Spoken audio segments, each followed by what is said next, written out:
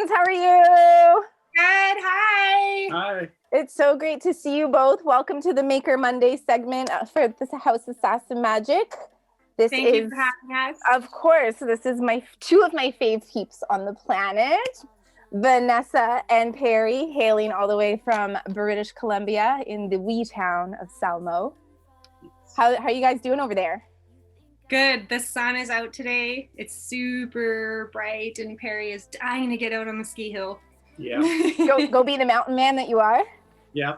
Excellent. Well, I'm super awesome and excited to have you all here. And I'd like to turn the camera and the microphones over to you both so that you can introduce yourself and the brand to all of our friends, fam, and listeners. Go for it. Me? You want to go? Okay. We are the owners of Arcane Coda. How long have we been doing it together? About 6 years. 6 years, and I did it a little while before that. Little while. Like 15 years before that. Okay. Something. So humble. I know. An extended while, yeah. And then I met this lovely lady, and now we do it together. We do a large part of our collection is designed by us, and then we also pick some things. What else? We go overseas. Yeah, so let's fill people in on the background here. Our ways of finding each other is a little bit serendipitous. That we met at Shambhala in BC, which is like kind of down the street from y'all. And then it became known that we share common friends, Venessa and I do. And then I met Perry unilaterally through Venessa. So we've done the vendor life together. And primarily the model that you both kind of follow is the festival season, correct? And Yes. You design and pull some clothing and you manufacture in Nepal. Yes. Is And that right? Thailand and India. Oh, snap. See, learned something new. Didn't know that And part. I remember the first time I met you in your booth and didn't really put together, well, because we didn't know yet. Yeah. But I remember because I moved from Toronto to Vancouver, to Salmo, and I was like, oh my God, I love the vibe of Toronto. I can really feel it in here. And I was like, I miss it so much. And you were like, cool. And then and I think came and visited our booth, if not the same year, then another year. Yeah, and then we found out through our friend that we were all connected. Yeah, it's super awesome. So tell us a little bit about how the progression of Arcane Coda happened. Like, have you always produced overseas and brought stuff back? And how did that kind of come to be? How did that journey begin? Yeah, definitely. It started off, like I said, a little while ago.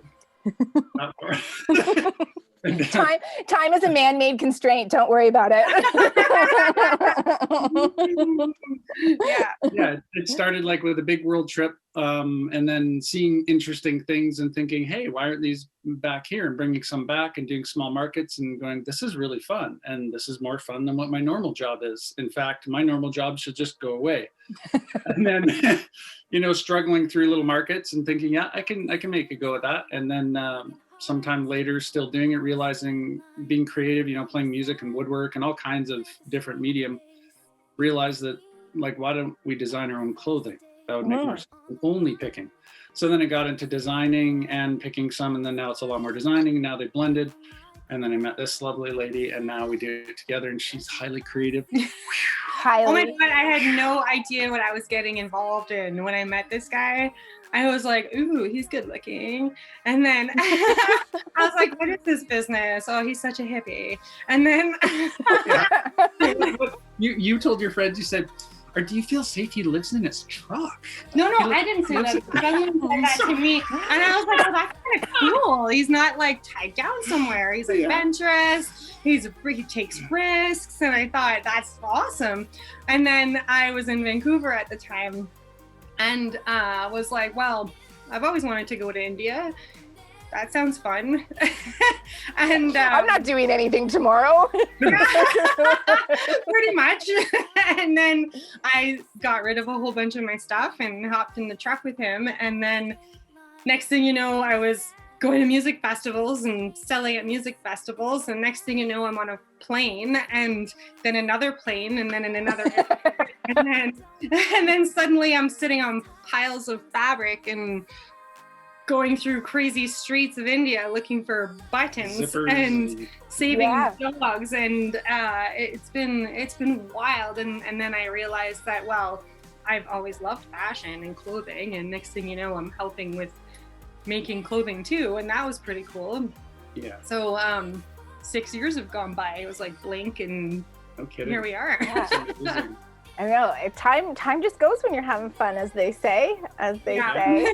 So how did you choose with whom you wanted to work in these different areas, Nepal, Thailand, India? Was that an organic kind of development also, or was that something that you sought out or somebody recommended? Going through lots of different trial and error, like finding people, different tailors, how well do they work? Are they on time? And like, definitely, how do you treat your people? And even if there's a dog outside, like when I'm walking in, do you just punt them out of the way going, hey, I've got someone coming in here who wants to work, that'd be me. And I'm like, whoa, why did you kick the dog? Or Right. anything. And then climate too. Had done a lot of work in Indonesia, and it was just too hot, and it was neat and everything. But I'll go. I know I'll she's go. like, why don't we do Indonesia? Divide and conquer. Divide and conquer. Yeah. So like, yeah, places like Nepal are fantastic. You can go there, and the climate's almost the same. The people have way too big hearts. They're beautiful people, and they're incredible to work with. You go to their villages and stuff, and have celebrations and birthdays and all kinds of stuff, and hang with their kids. Some of the best experiences I've ever had in my life is going to these big events that we were luckily invited to. We were the only Westerners there. Oh, yeah. And holy, it hits you in the heart. And Yeah. to be involved with this, and to be invited, and to experience this year after year, a different occasion every time. And wow, it just like That's strong, we've watched the people that we work with, we've watched their kids grow up. We've celebrated good things, sad things. It's been, so Perry was already established by the time I came around, but it just added to it, I guess, for us to be there together and spend more and more time as a family. That's a really heartwarming kind of tidbit of information to know, because I think, and correct me if I'm wrong here, but most people, or the average consumer, associate manufacturing off seas with a very disconnected experience, and that it's just like you ship whatever you need over there, you send them your PDFs or whatever it is that you send them, and then something just happens to arrive all complete and finished. And that, in my opinion, the missing link is the magic that happens. And what you just explained right there is the magic that happens in creating something with somebody. It's fun, and it's all an adventure, because we'll go looking, like I'm inherently picky. I'm like, I need a button. No. Cool, we're done. All right. I need a specific button. Like, we were in Nepal, and I had to go to India to find buttons, and I crawled around a couple million buttons and fell through bags of them, and they were everywhere, but I found the button. I have a really good visual of Perry crawling through buttons right now. We have photos of Perry on bags of buttons, looking for more bags of more buttons. It's the inception of buttons. And then it's totally worth it. You get just a wicked detailed item. People are like, I've never seen a button like that. I'm like, snap, that's what I was looking for.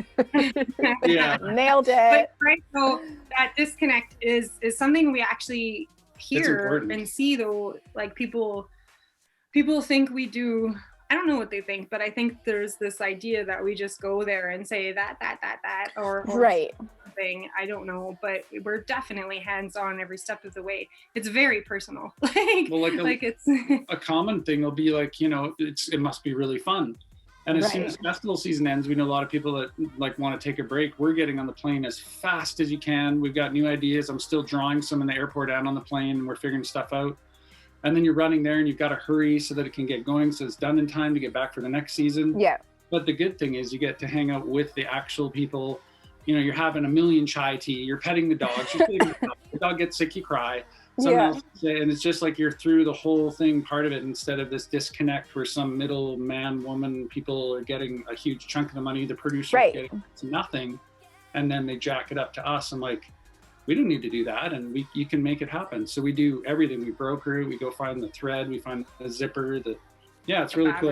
It's and it is a inclusive. ton of fun. It's just there's this misconception that the second you get on a plane, you're on vacation, and I'm like, no, I'm going to work.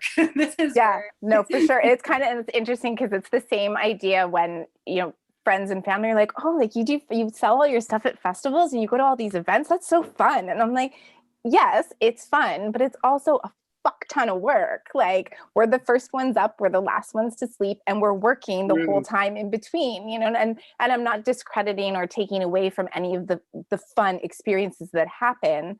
But in my opinion, it's like an 80-20 split, like it's very heavy handed on the work. And I think that's a misconception, not only in the production of clothing when you are the creator yourselves, and or like knee deep in the process of creating, and also being the seller, like you said, brokering it, creating it, selling it, freaking curating it, freaking marketing it. Like, how many hats do we wear? We wear all of the hats. That's how it goes, right? And the most level of exhaustion in the last 6 years than I've ever experienced in my life. Oh yeah.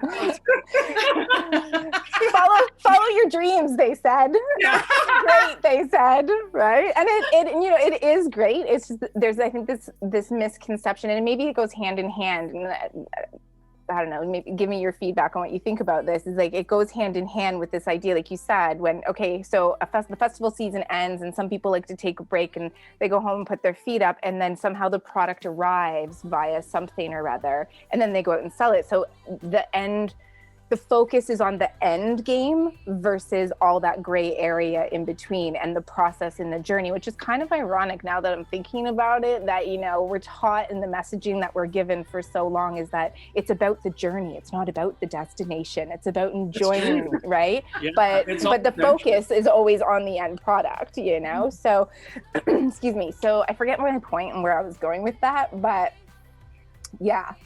It's adventurous. It's fun. The whole thing. It's so cool. Like, it's a lifestyle. People say, what a great job. And I'm like, you know what? Only a short while ago, maybe a few years ago, we went, no, it's not a job. It's a lifestyle. It absolutely is. Instead of working 40 hours a week or something, I'll work the 80 as long as it's for us. Yeah. Because it's such an interesting lifestyle. Like, you turn around and have a coffee at home or at the little cafe, and that's great. Over there, you turn around and have the coffee, and like a camel walks right by your head, and you're like, yeah, that's super cool. I'll take that. Yeah, absolutely. And you both do a lot of work with rescue dogs also, yes, in Nepal specifically, or in all the areas that you manufacture your clothes? My personal experience has been more in Nepal because that's where I've spent the most amount of time for the longest period, but you have a history of doing it all over the place. All over the world, yeah. Like, wow.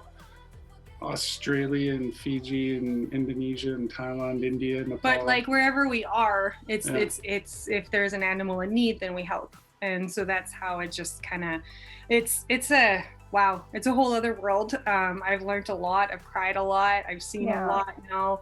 We've been peed on. We've been like the dogs. Perry, you're not supposed to do that in public.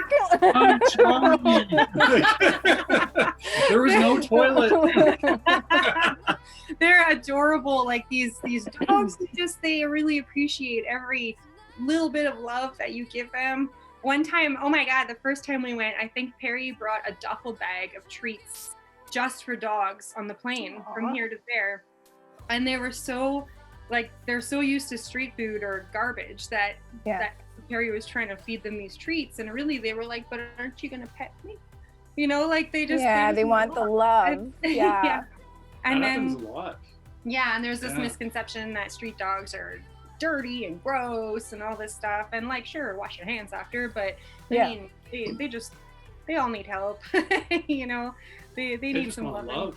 Like we've tried to feed so many, and you put the food out, but if you'd already started petting them, and I mean there's a lot of bones going on here. You start petting them, and if you can do it solid 7 minutes, you're just sitting there petting that dog, they won't eat. And their eyes shut and their head goes down, they feel safe and secure, and someone actually cares for them. And then when you actually leave, then they go eat the food because they just want some love. So I'm happy this woman really has a kind. huge heart because it's not for everybody. Right. It's rescuing hard. street dogs. You can either get bitten or there could be a gang of them or you're crying your brains or out. the time there was these puppies that the mom, I think she either died or abandoned them or something, and one of them was having a seizure, and so we just picked up the puppy and got on the motorbike, and I'm holding this puppy crying every step, like holding on to Perry, trying to get to the shelter. And it was anyway, that's just one example there, but like, yeah, it's a fascinating world, and every country is doing their best to try and, you know, help bring education. And there's some really good organizations over there that we've hooked up with in the past. I had to go, like you said, how do you find the people for your business? Right. And then the people you work with long term. Well, then we found that through some of the organizations, because like anything, there's some that are not so good, and then the ones that are legit and just working so hard, like they all need capes, every one of them. They blow my mind. And yeah, so anyway, it was great. Shout out to Sneha. Yeah. In Nepal, she's working so hard over there. She's gone from, like, she was helping dogs initially, and now she's helping pigs and cows and the goats. And she's working so hard. So we send money over to them, and then when we're there, we give money. And if you bring them an animal, you definitely leave money, because now you've also said thank you. Yeah, you've increased their We've given you something that costs money, and all the people we work with know us really well. Like when I first started with some of them, I said, okay, if we're working today and there's always something else to do, if I happen to not show up, it's because I'm dealing with a dog. And then they started to realize if the phone rang or they got a text, they're like, okay, Mr. Perry, there's a dog, there's no work today, you're going to the, okay, you're a man, and now it's good people, and we both go. And so yeah, if there's an animal in need, it's like, there's no work today, that's it. And it works out well because they understand. And you know, you can do that where you say, hey boss, I need a day off, I found a sick dog. You're like, yes, you can't always be fighting sick and that's dogs. You know, that's kind of what I'm picking up here, is that it's not only are you going to create your clothing, which then ultimately you come back to here and sell them to create a livelihood for yourself, but you're immersing yourself in the in the culture of another country, which then is your way of giving back to those communities, in addition to employing people to facilitate your livelihood. You know, I think of like doctors and lawyers and stuff that do like pro bono work in order to kind of like keep the moral scales or the ethics kind of in line. And I feel like that's in the same vein, where it's like, you know, as you said, you could never call well, I shouldn't say never. There's maybe some, I might be like, oh my God, the dog is sick. Okay, like just call me when you're ready to come in. You know, like if my staff called me, but like if you were to call, I don't know, some major corporate whatever, they'd be like, yeah, right, like get your butt into work. And I think that like I think it's just a really great thing that you're able to genuinely and authentically keep those scales in balance. And that's just like, that comes from who you are as people versus making it a conscious, calculated thought to do, like, oh, I better keep my karma bank safe, I gotta go do some free work. You know what I mean? Like, well, this comes from you.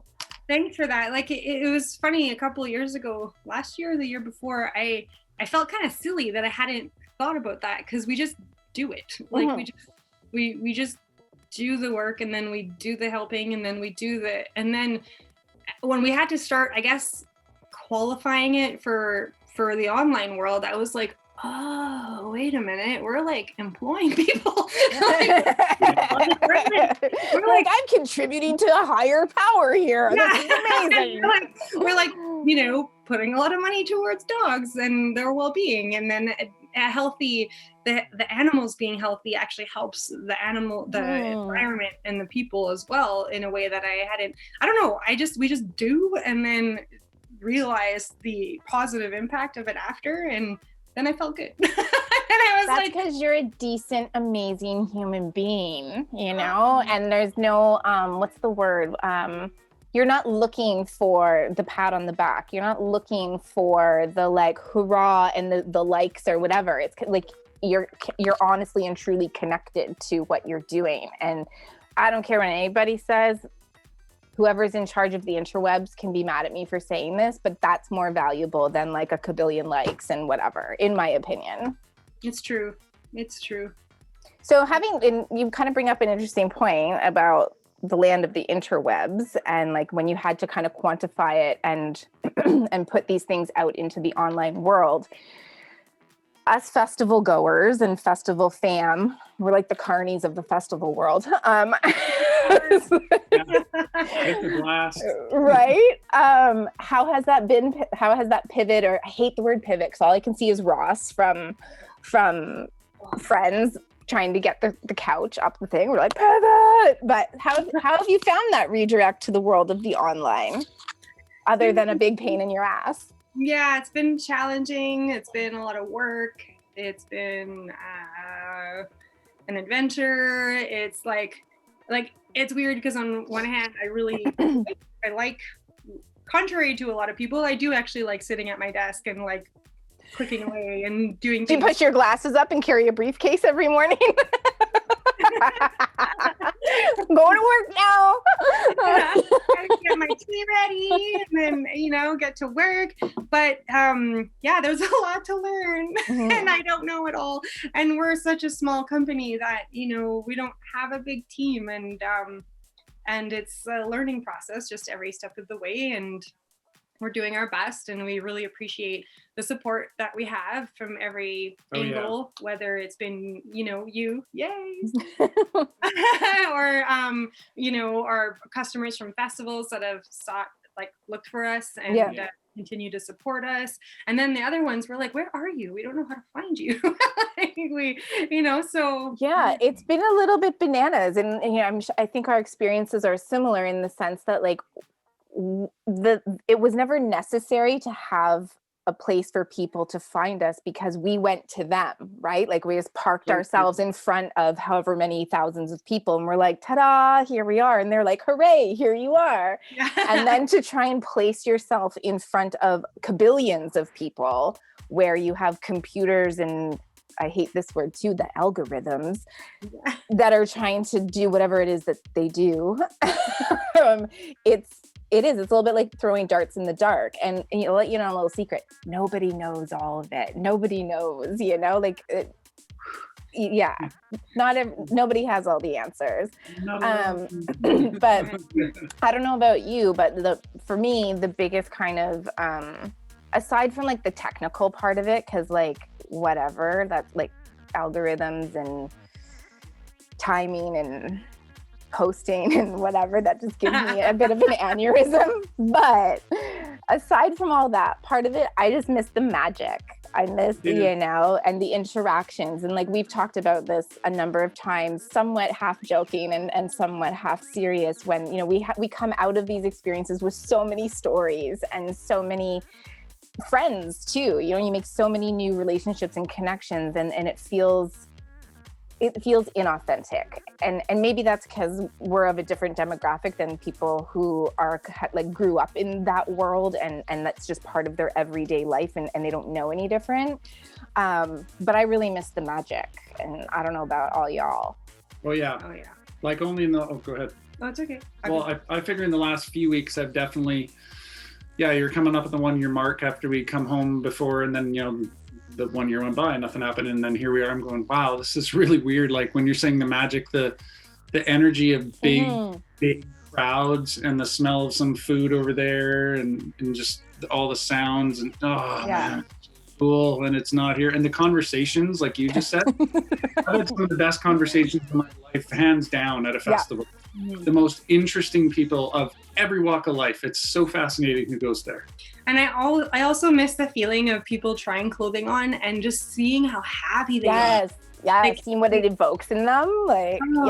I've seen backs get straighter just feeling so happy in clothing that they this one instance was a guy who was very tall, and Perry, being tall, makes clothing for tall people, and so this one person was used to having to dress a certain way to compensate for clothing that he couldn't find that fit his frame well, and just it was magical to see him put on these clothes that were made for this big and tall person, and he literally like just I don't know, it was so beautiful. It was at Shambhala 1 year. And just watching people feel so much pride in their choice, or in the color, or the, this item that them just right. And it's that I miss that. I miss seeing it right in the moment on their face. Yeah, I think it might have been Susan that a mutual friend of ours, Susan, that I was chatting with. I was saying the same thing, that like my favorite thing ever is seeing people enter the festival on, excuse me, on say a Thursday or Friday, and then seeing the same person on like Sunday or Monday morning, and you've watched their evolution like throughout 4 days, and you're like, I knew you had it in you, buddy. I knew you had it in you, you know? I just seeing like posture, right? Yeah. And I love it. It's my favorite thing. And I think that, I mean, I've watched some other people do the pivot and the redirect and what have you, and there is a way to go about it. It's just, I don't know about all of y'all, but I have a hard time committing to being in front of a screen for X amount of time. We're all country folk, you know? I grew up in the country, y'all live in the country, you go climbing on mountains. And so like, I just have a hard time committing to that this is where the magic's gonna happen. Like that seems weird to me. Does that seem weird to you?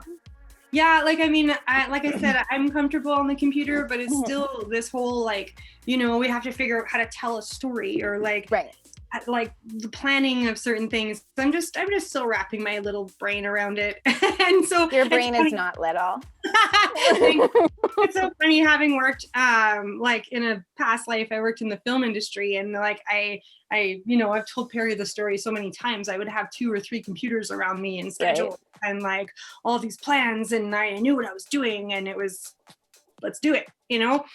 And now I'm like, what's my next goal? I don't know. Pick a button. Post, like, do I put my story on Instagram or on? Oh God, I just had the best idea. We should rename it Planogram instead of Instagram. There's nothing instant about it. There's absolutely nothing. I think, you know, this is one of the other things, just the spontaneity, you know, and like, yes, we would have our festivals planned out and we have our tour schedule and you got to be here by this time and whatever. But once you're in those places, the spontaneity and just the like you're saying, Perry, the energy that comes about, like, I think that's irreplaceable. Yeah, totally. And so he's more of he is not a computer guy, and he's hands-on. He likes to create. It's like, where are the festivals and are they coming? I think I have to understand. I mean, I can understand it. I just can't do it yet. Like, I want to talk to people like at a festival. So like, you know, we're chatting and stuff. I don't know if I need to make mini videos. You need to go live. Talking to myself saying, hey, everybody. And I'm looking at like this black something. I'm like, where you need to go live. That's what you need to do. You need to go live, Perry. Yeah, because I'm definitely now after a year and going, this is. We have Zoom parties. We'll have Zoom parties. We'll have Zoom. We could do what are those called? Kind of like what old school. This is gonna make me sound like I'm 800 years old, but like a Tupperware party, but for festival clothing via Zoom. And you're like, here's the this, and here's the that, and da da da da da. Here we have the zebra cardigan called It'll be like the shopping channel, but it'll be our own. But it'll be our own thing. Festival version of the shopping channel. Ooh, that would be a good way. Right. Something. I think. Yeah. Okay, we'll share the profits on that, okay? I love it. So what else was I just going to ask you? You would normally be getting back from Nepal right about now, right? 2 days ago. 2 or 3 days ago? Yeah, what is the date today? The 8th. Oh, well, last year we came back on this day exactly, I think. The 4th. Oh, wow. Was yeah. it? Oh my gosh. Yeah. It was the 8th, I guess. Oh, wow. Yeah. Perry has never been in one place for this long. Ever? Like in 20 some years. I don't feel any different at all.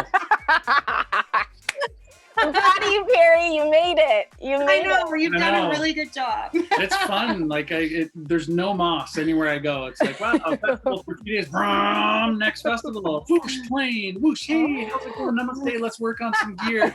Hey, need a help. Oh, wow. Back to Canada. And now we're at home. I'm like, do you want another copy? Check the computer and see what the zeros and ones are up to.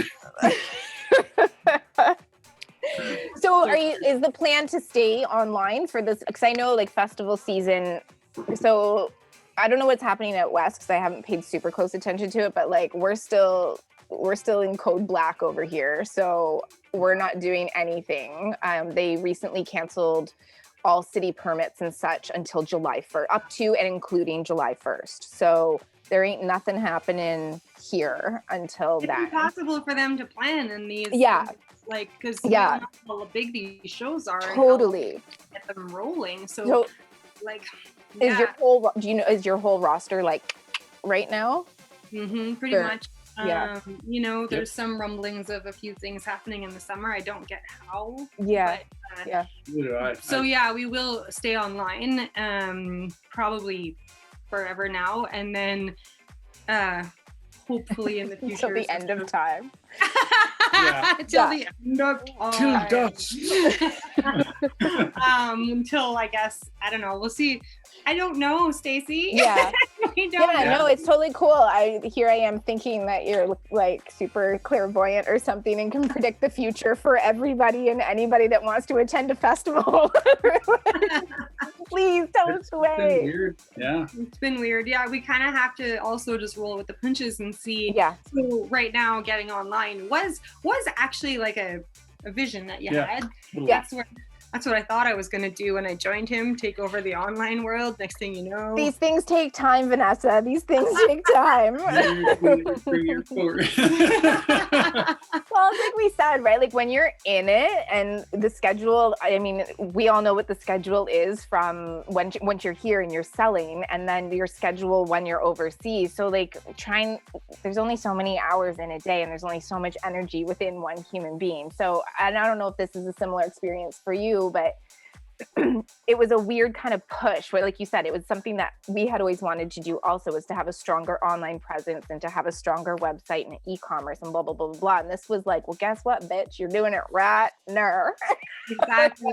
Exactly. And we started a while before and we were trying and, you know, and then now this was exactly that, the push to just get it done. And then we took horrible pictures in the beginning. I mean, I was trying, it didn't work. And so now we're just rolling with it. We learn as we go, you know. Yeah. It's learning a lot. Yeah, I think that's the biggest adjective is learning, and being flexible. Like you just got, like you said, just roll with it, and you're like, you know what, everything that I did know and everything that I knew to be quote unquote our normal in terms of the way we do business with festivals, just like forget about it. No. And we'll be able to draw on those skills when it comes back, if it comes back in whatever capacity. Like that's a no-brainer, you know? So like focusing on this, like the things that we're doing right now, I had to wrap my head around that and be like, I guess that's what it is right now. Yeah, and it's not at all the same. And it made me, every step of the process, I'm thinking about the big companies and I'm like, oh my gosh, they probably have, I don't know, huge teams working on this because now I see how much work it is. And because they have kabillions of dollars, let's be real here. They have kabillions of dollars to dump into customer acquisition and, you know, marketing and whatever and engagement and blah, blah, blah. And all those words that we're like, what? Yeah. Do you want to buy the thing? Exactly. Yeah. I feel you 1,000%. So what has been your favorite thing? This is a double-edged sword question. What has been your favorite thing about staying in one place for a year? I'm very happy. Like, I mean, I've really enjoyed life on the road. Very backstage slowly. It's like that, the meme with Bart Sims, or no, I think it's with what's his name? Oh shoot, what's his name? The little kid from The Simpsons, and he backs away and he becomes part of the hedge. It's just like, oh look, the escalator's going down. Oh. Do tell, Venessa. Do tell.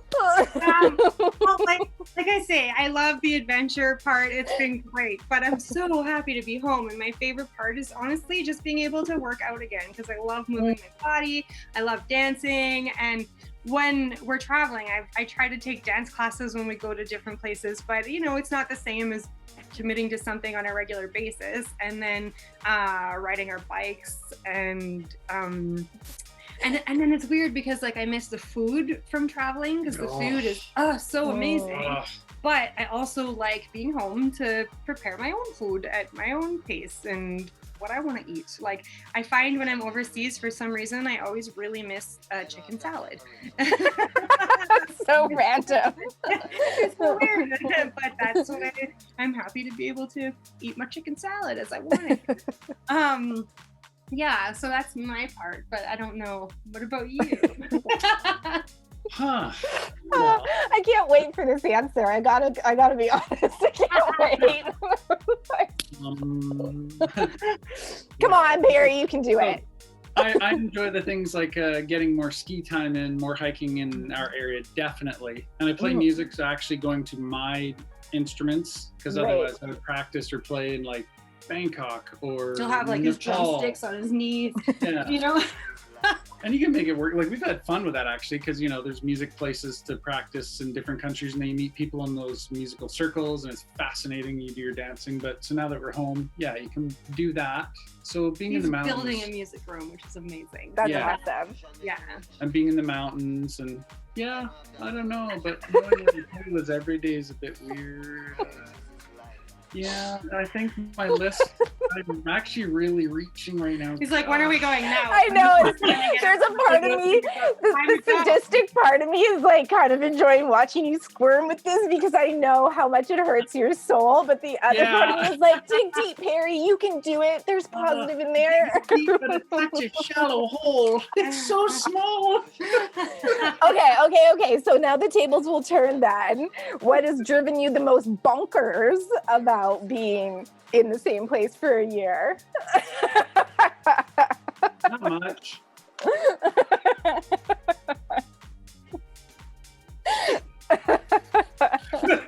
Okay, so already beforehand we were around each other all day. Like I don't know if other people who do this, they're like, they work together, sleep in the same bed, they travel together, eat meals, and then like at least at festivals or overseas, you got other people to kind of bounce your energy off, you know? Well, and also the task at hand to invest your energy in, right? Like there's the thing that you got to do because that's what you're there to do. So like your attention is divided also, right? Yeah, so for yet a whole other year, we've been like attached at the hip. Yeah. Like, you're there again. Oh, look, you're it's there you. again. Yeah. And then you have to like revive, you know, emotions or something like, honey, I love you. I know. Yeah. Or just like we're gonna go for a walk. You go that way, I'll go that way. And then you know what though? Like I think, again, like we were saying earlier, just about these misconceptions, like I think that's healthy.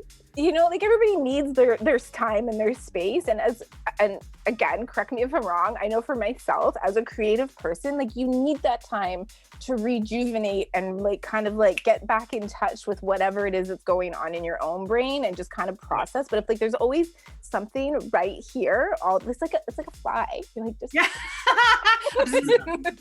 right? Yeah, that's exactly what Perry is like. Actually, I was out last night and this morning. Yeah, like we don't have kids. If we did, I don't know, man. One's big, one's small. Yeah.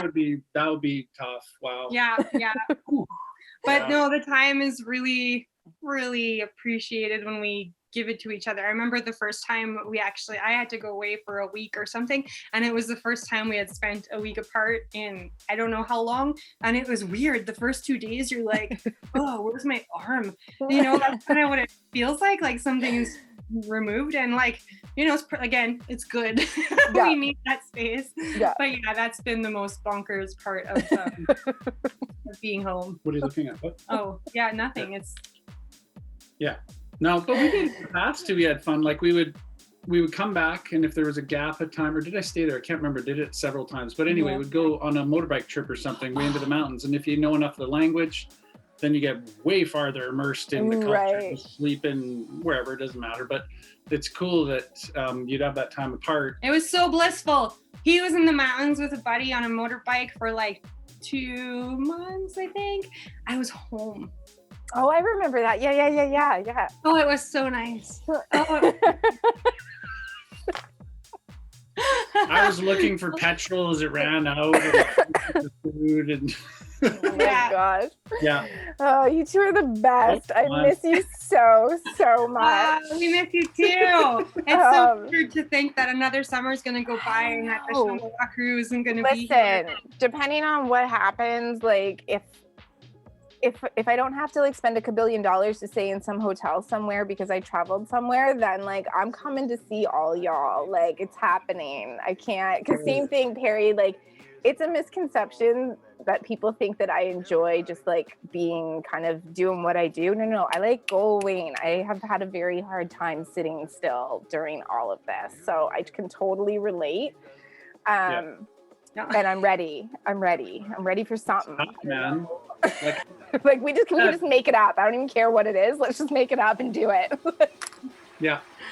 But we're so lucky with where we live too. I mean, you know, if you come here, I mean, when you come here, there are so many hiking trails and, you know, hopefully we can go for bike rides and we're very lucky. I mean, you know, we were thinking about that. Like, I don't know, like imagine living if we were in Toronto in a high rise or something like my heart goes out to you people. It does. We think about it often because we roll out the door and there are mountains. Like we're like 4 minutes away. There's a river junction of 2 rivers. There's like, you know.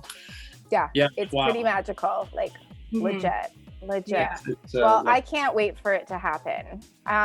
Since everybody I shouldn't say everybody because I don't know that for sure, but to all the people that are listening and or watching, where will they be able to find you amongst all these mountains? Like what? Online? Oh, online. Yeah. Online or on top of the mountain. Yeah. Well, okay.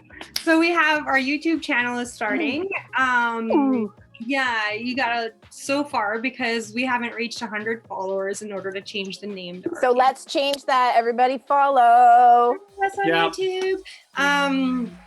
Then we're on Facebook. Hold on. Where do they find you on YouTube?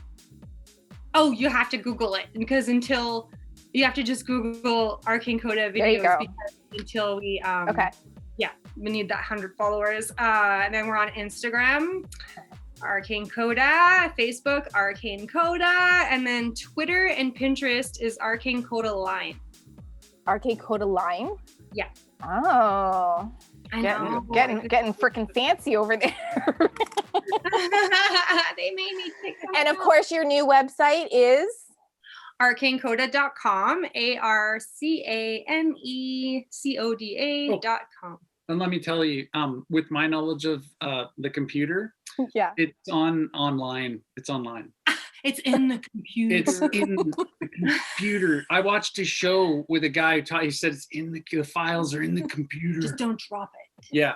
So anyway, just so I'll fall out. All the files will fall out if you drop it. Online. Yeah. Yeah. So join us, follow us, send us some messages. We love hearing from people because, like we said, we miss the festivals. We miss saying hi. Yeah, say hi. Send messages. Reach out because I need to do that more. I miss the people, but I don't know how to say it. So I want to get out of my comfort zone and start some little videos and say like, what's happening, man? Like, what are you up to? What are you doing this week? And what are you doing to make your festival world or your lifestyle come to you? Well, it's right here. I love this story. Perry has an Instagram account too now. Ooh, really? Perry, look at all these new leaves you're turning over. Instagram started only a few weeks ago, man. I like it. I picked up on it right away. Okay. Right away. Once we're off camera here, you'll have to hook me up with the link, and I'll give you a follow. It's like this big IG, and they got photos. I know all about it now. I got it. Yeah. He's an influencer. It's fine. People just find him. Yeah, we're on a pay to post basis. It's fine. Kardashian on speed dial. Oh my gosh, I love it. Thank you so much for having a chat with me today and making me laugh and making my Monday brighter. And I'm sure, no problem. It's my pleasure. It's my pleasure. And we'll do this again soon. I think I want to do some follow-ups with peeps as we get deeper into the festival season. Yeah. I love it. Well, All so right. good to hear from you. So good to see your face. We love you, and your bedroom is ready whenever you're ready. Oh, thank you. You got space here. All right, take it easy. Okay. Bye. Bye.